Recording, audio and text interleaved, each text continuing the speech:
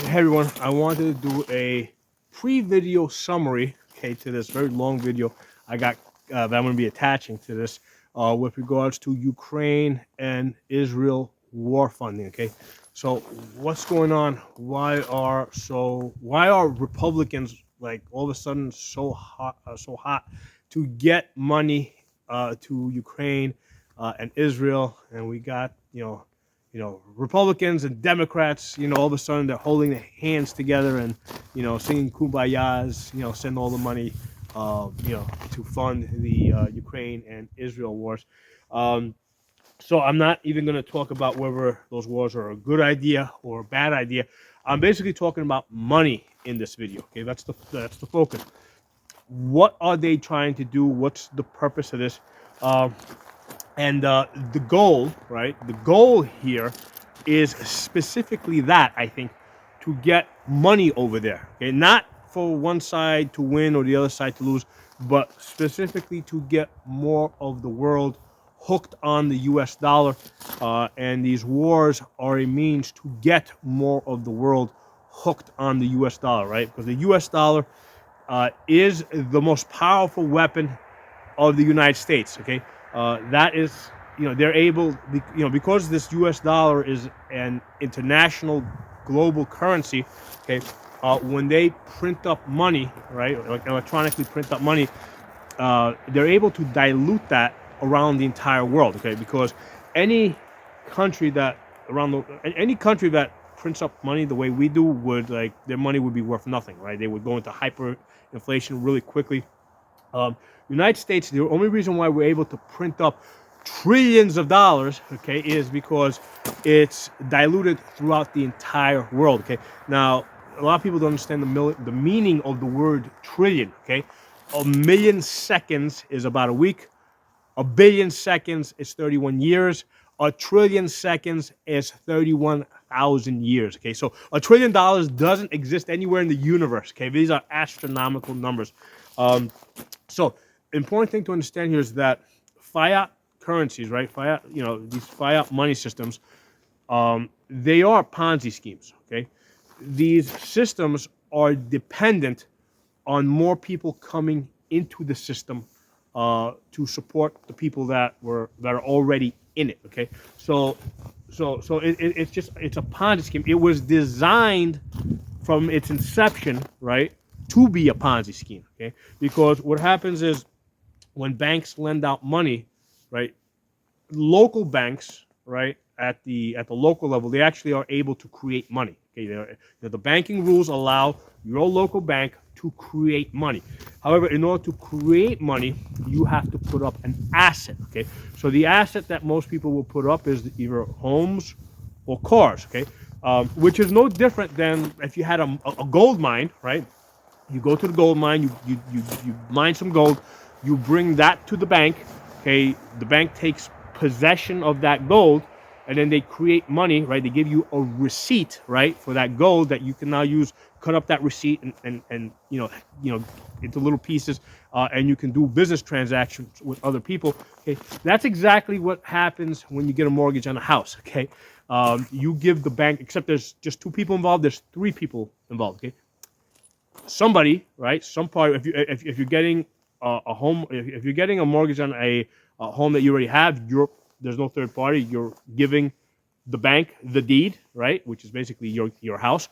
If there's a third party involved, then the seller gives the bank the ownership of that house, right? They give them the deed. Okay, so the bank gets an asset. It doesn't matter if that asset is gold, a house, a car, whatever, and they use that asset to create money. Okay, that's how money is created. However, when the bank creates the money, they do not create the interest. Okay, so if you borrow, let's say, $200,000 from the bank, okay, with interest, right, you're going to pay them back $300,000. Okay, however, they haven't created that extra $100,000. So where is this money going to come from? Because remember, everybody's doing this across the board. Okay, for every house out there, right, that bank gives issues a mortgage, they create the money for the mortgage, but they don't create the money for the interest. So in the system, right, in the monetary system, there is never enough money to pay back the principal, right, which is what you borrowed, the principal plus the interest. There's never enough money in the system. So the system depends on more people coming in and taking out more loans and creating more money, so that eventually that money gets around and you do business with those people, and now you can get that interest to pay back the bank. Okay, so if you take a mortgage on your house, you're depending on other people coming in after you in the future to also get mortgages, so the bank can create more money, so you'll get the interest to pay back the money that you owe, right? Because otherwise you will never ever be able to pay back the money across the board. Nobody will be able to pay back the principal plus the interest. Okay, so that's how the system runs. That's how it was designed to run. That is the reason why money has value. Okay, a lot of people say, "Oh, money has value because people say it has value." No, the reason why money has value is because at any given time, people owe more money, right? They owe more money than they have, so they're always on this.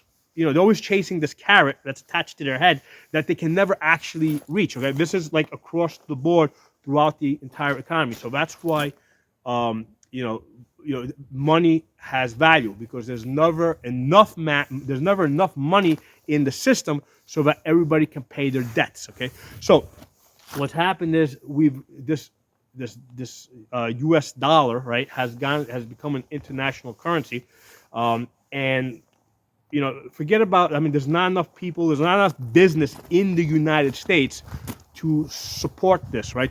For people to be paying back the principal plus the interest. Okay, so the system is at a point now where they need to have more countries, right? More economies, because now they're past having, like, initially when it was first set up, maybe it was individuals. They needed individuals to keep coming into the system, right? Then sometime around the 60s, 70s, they got to the point where now they needed companies, large corporations, to keep coming into the system, creating more money. Okay, at the point where we are now in the trillions, right? Remember, there's not $1 trillion in the whole universe. Okay, we're now at the point where it's not enough to have individuals and companies coming into the system to keep growing this Ponzi scheme. They now need nations, countries. They need entire countries coming into this Ponzi scheme to support this system and to keep it going. Okay, so this is like almost like life and death.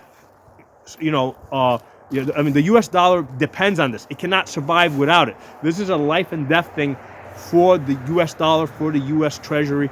They need more countries to keep coming into the system to support the fiat system. Okay, so I think that is the reason why the United States is so hot to get more countries on the U.S. dollar, and these wars are just a means to get more of these countries on the U.S. dollar. Likewise, countries around the world like China and Russia, they're aware of this, right? They're aware that this is what is supporting the U.S. economy.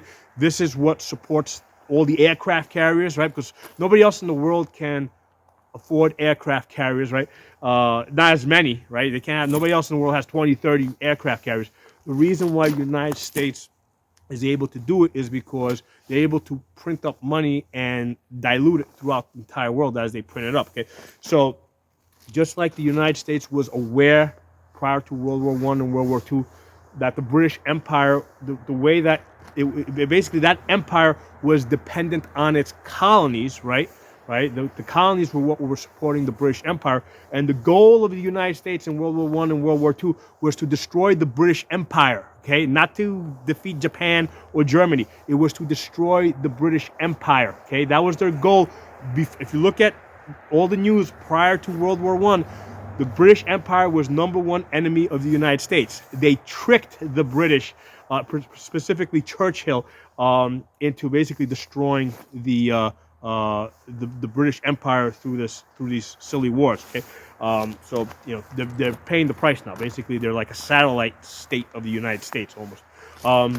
So just like the United States realized that the colonies were what was supporting the British Empire, China, Russia, India, they all are aware that the U.S. dollar is what is supporting the United States economy on the worldwide global level. That is the reason why they're able to have this gigantic military.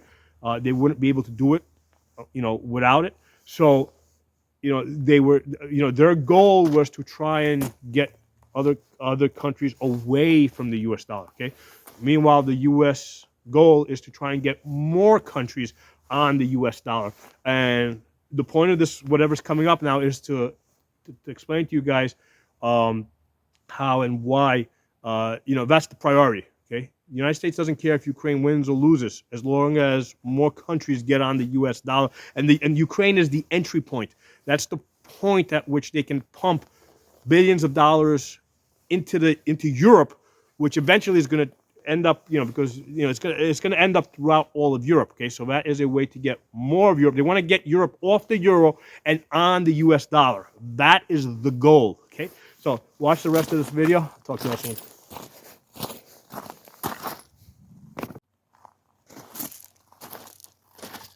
Hello everyone, welcome back. Today let's talk about Ukraine funding, also Israel funding, and try to figure out what is going on there. Okay, and for some reason, Speaker Mike Johnson, before he became House Speaker, was either against funding, these foreign wars, or he wanted a lot of concessions in order to go along with it. Okay, and my favorite concession that I think he was in some way a part of is taking the funding out of the IRS budget. Okay, so yeah, if they're gonna fund these foreign wars, that's the best way to do it. Take it out of IRS funding, Department of Justice funding, ATF funding, EPA funding. Take it away from them, and the benefit of that is that it weakens these bureaucracies that are really, anti-American, okay, or anti-individual rights. So that if it has to be done, at least let's weaken the enemies of freedom here in the United States. Okay, so now for some reason he's completely changed his tune, and Mike Johnson here, and he's like all for it without getting anything in return. What's happening now since he became House Speaker? Obviously he has access to a lot of information that he didn't have prior. And what I think they did is they let him in on the game plan. Okay, so what's the game plan here? I think it's an old play that they're doing. What they saw, both before, both during World War One, after World War One, leading up to World War II, definitely during World War II, and especially after World War II with the Marshall Plan. Okay, because remember, the United States came out of these world wars as a world power. Okay, so how did that happen? Well, number one, by having other nations around the world fight each other, they became weak, so that strengthened the United States. But more importantly, and more long term, what the United States accomplished by World War II and immediately after that is they got a large part of the world on the U.S. dollar. Okay, so what they did is after World War II, they were like, through the Marshall Plan, they were like just basically throwing U.S. dollars all over the world, and that is really the most powerful weapon of the United States. It's money. Okay, they've got everybody in the world using U.S. dollars, and that is the reason why they're able to print up $1 trillion, right? Because remember, when they say they're raising the debt ceiling by $1 trillion or $2 trillion or $3 trillion, what they're really doing is they're creating money out of thin air. And if you don't believe that, one of the things I like to tell people is 1 million seconds is about a week. 1 billion seconds is 31 years. Okay, 1 trillion seconds is 31,000 years. Okay, so the number trillion is basically an astronomical number. Okay, $1 trillion doesn't exist anywhere in the universe. Okay, so this is money that's electronically created on a computer, right? Um, so, uh, so here's the thing: like in most countries around the world, right, when they print up money, like they suffer like immediate inflation. Like their money basically goes immediately into the crapper. Okay, um, you know the reason why the United States has been able to get away with electronically printing up trillions of dollars. Okay, um, is because here's the thing: when a country prints up money, what they're doing is they're diluting the value of existing money. Okay, so in a sense, it's a tax. Okay, because when the government prints more money, diluting your money or the buying power of your money. Well, anytime the government reduces your buying power, right? They've essentially taxed you. Okay, so the United States, right, because after World War II, they made the U.S. dollar an international currency, right? And there's more U.S. dollars outside the United States versus inside the United States. That is how they're able to get away with printing up this money, because when they're printing up the money, but and they're diluting it, but they're diluting it across the entire world. Okay, all these nations that are that are running on U.S. dollars. And in reality, what they're doing is they're taxing the entire world, right? Everybody that uses U.S. dollars, they're being taxed every time the U.S. dollar raises the debt ceiling, okay? And that is the reason, right, why the United States can have, I don't know, 20 aircraft carriers, right? It costs something like what? Like, I don't even know what they cost anymore. But they can have like these expensive aircraft carriers because they're not just taxing the American people, right? They're taxing the entire world, okay? Through money printing, okay? Through money dilution. Okay? So the United States likes this. They want to keep doing this, okay? So their plan, right? So I think they kind of their overall plan is to try and get more and more of the world dependent on the U.S. dollar, okay?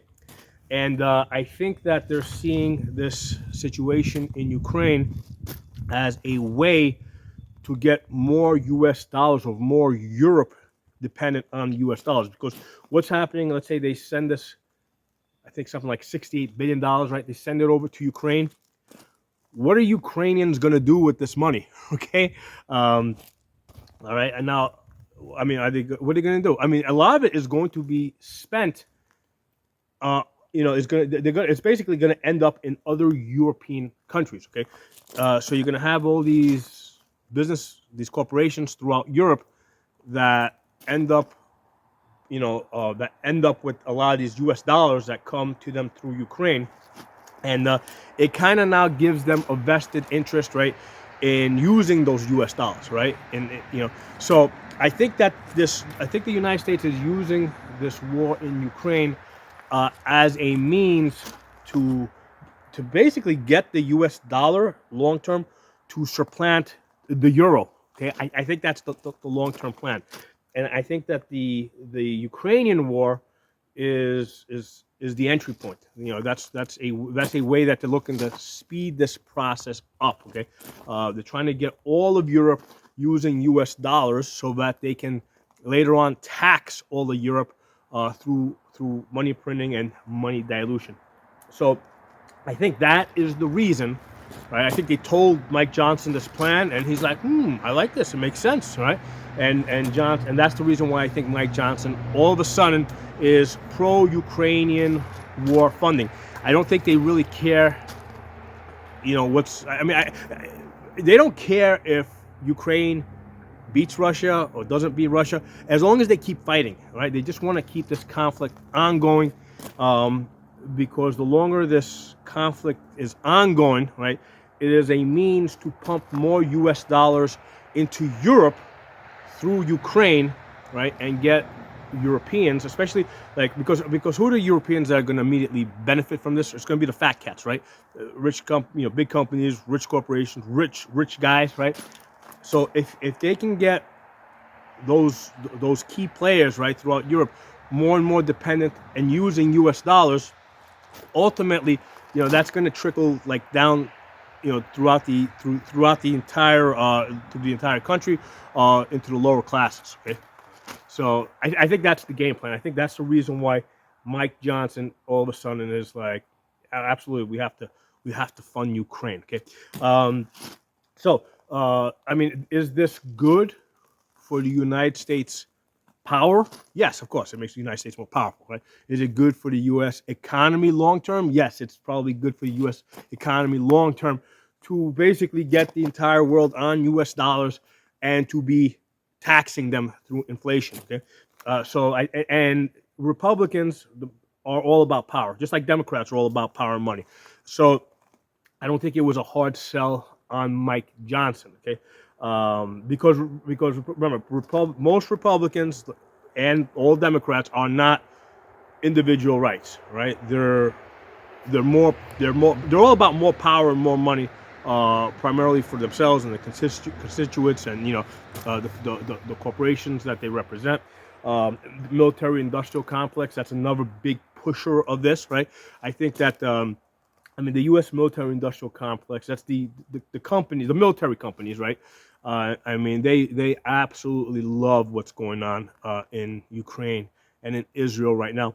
And again, it's not about winning; it's about keeping the war going. Okay, keeping the war going. Now, am I against all this? Absolutely. The reason is because what this is doing, just like World War I and World War II, right?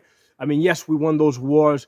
Yeah, the United States became more powerful, but the long-term result was that we lost individual rights. Okay, the individual American was set back as the U.S. government gains more and more power. The individual American loses power. Okay, so there's an inverse relationship there. Okay, so while this is good for the United States, it's bad for individuals. Okay, we're going to continue to get.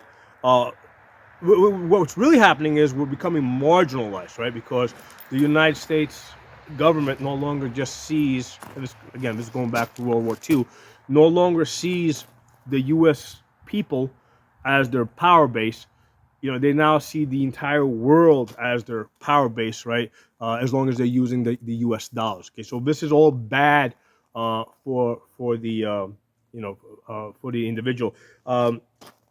In hindsight, okay, first of all, let me say this: I'm 52 years old. My entire life, I pretty much supported every war the United States ever fought in. Right, World War I, World War II, Korea, Vietnam, the Gulf Wars, every single one. I supported them all. Okay.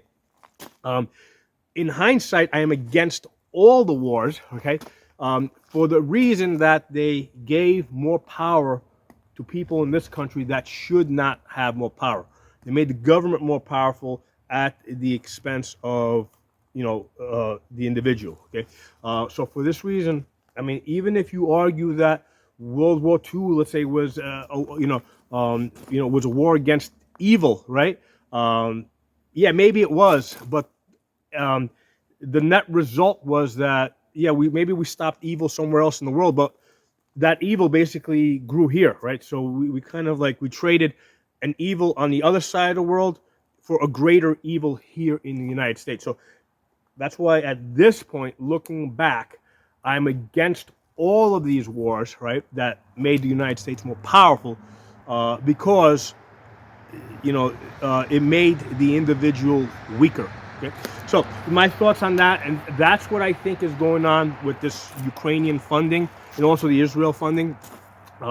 It's a means to get more U.S. dollars out there and get more countries, more people, more corporations around the world dependent and using U.S. dollars, so that later on they can tax them through inflation. Okay, so that's the plan, and that's the reason why I think Mike Johnson is all of a sudden, yeah, absolutely, give all the money that we can to Ukraine.